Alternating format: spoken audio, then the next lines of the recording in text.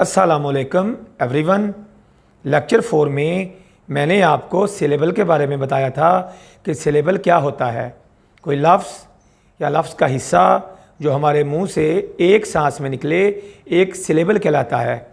एक लफ्ज़ में 1, 2, 3, 4 या उससे ज़्यादा सिलेबल्स भी हो सकते हैं।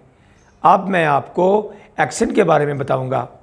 एक्सेंट का ताल्लुक़ भी सिलेबल से होता है, इसके लिए आपको सिलेबल का समझना बहुत ज़रूरी है। एक्सेंट दबाव, आवाज़ का वो ख़ास दबाव जो इंग्लिश बोलते वक्त किसी एक सिलेबल पर डाला जाता है, एक्सेंट कहलाता है। एक्सेंट में तब्दीली किसी भी लफ्ज़ के मैनी में तब्दीली का बायस होती है। जैसे इंग्लिश का एक लफ्ज़ है PRESCENT। अगर हम PRESCENT के 2 सिलेबल्स बनाएं, नंबर 1 PRES, नंबर 2 ENT, और हम एक्सेंट यानी दबाव पहले सिलेबल PRES इस पे डालें, यानी हम कहें प्रेजेंट। प्रेस को हमने एक्सेंट डाल के दबाव डाल के पढ़ा है और एंड को हमने आराम से पढ़ा है प्रेजेंट। तो इसके मैनी होंगे तोहफा या हाजिर। I gave him a present, I am present in the class. Accent को जिस सिलेबल पर दबाव डालना हो यानी एक्सेंट डालना हो उस पर एक छोटी सी तिरछी लाइन लगा के जाहिर किया जाता है। अगर हम PRESCENT के 2 अलग सिलेबल बनाते हैं, नंबर 1 प्री, नंबर 2 SCENT, और हम जोर दूसरे सिलेबल SCENT पे देते हैं तो हम इसे पढ़ेंगे प्रेजेंट। मतलब प्री को हमने आराम से पढ़ा प्री और जेंट को थोड़ा सा जोर दे के पढ़ा है present. I present him a glass of water daily. अब आपको ज़्यादा समझ आएगी।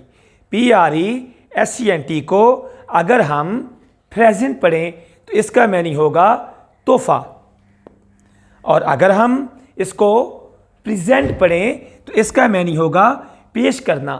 प्रेजेंट में हमने पहले सिलेबल पे जोर दिया है और दूसरे को आराम से पढ़ा है। प्रेजेंट में हमने पहले सिलेबल को आराम से पढ़ा है और दूसरे पे जोर दिया है।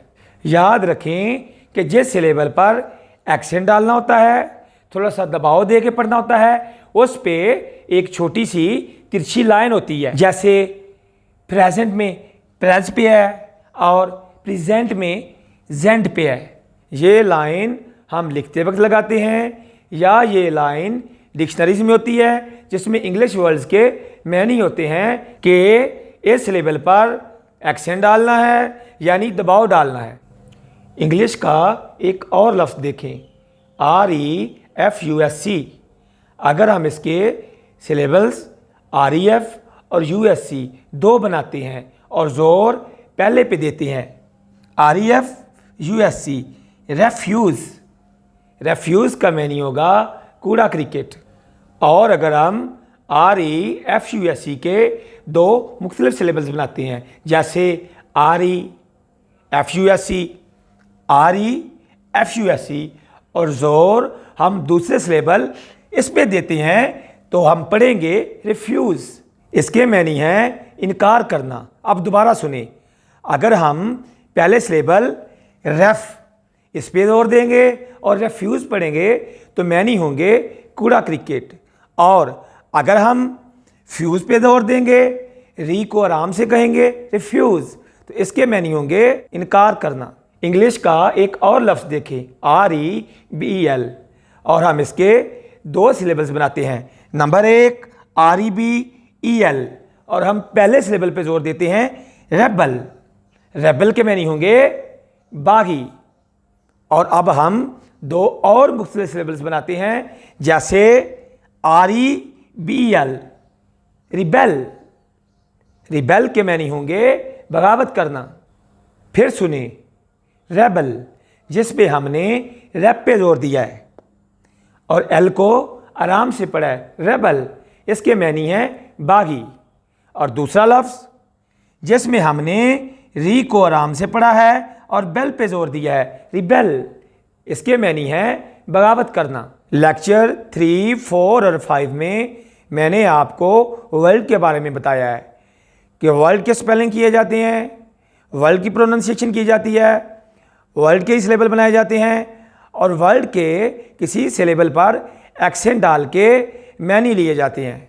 एक इंतहाई अहम बात याद रखें कि किसी भी निज़ाम के छोटे से छोटे जुज़ को यूनिट कहते हैं, यानी इकाई कहते हैं। जैसे वक्त का एक निज़ाम है, वक्त के निज़ाम में सबसे छोटा यूनिट सेकंड है। सेकंड को मिला के मिनट बनता है और मिनट्स को मिला के घंटे बनते हैं, घंटों को मिला के पूरा दिन बनता है। जिस तरह हर एक निज़ाम का एक छोटा सा यूनिट होता है जिससे मिलके वो निज़ाम बनता है। लैंग्वेज में सबसे छोटी चीज़ लेटर है, लेकिन ज़बानदान कहते हैं कि लैंग्वेज का यूनिट लफ्ज़ है, क्योंकि लफ्ज़ मैनी देता है, लेटर मैनी नहीं देता। वर्ड लैंग्वेज का यूनिट है, इसकी इकाई है। वर्ड को मिला के सेंटेंस बनता है और फिर पूरी ज़बान बन जाती है। मैंने आपको लेक्चर 1 में बताया था कि इंग्लिश लैंग्वेज इंग्लैंड से बोली जानी शुरू हुई थी, जिसे आजकल यूके कहते हैं।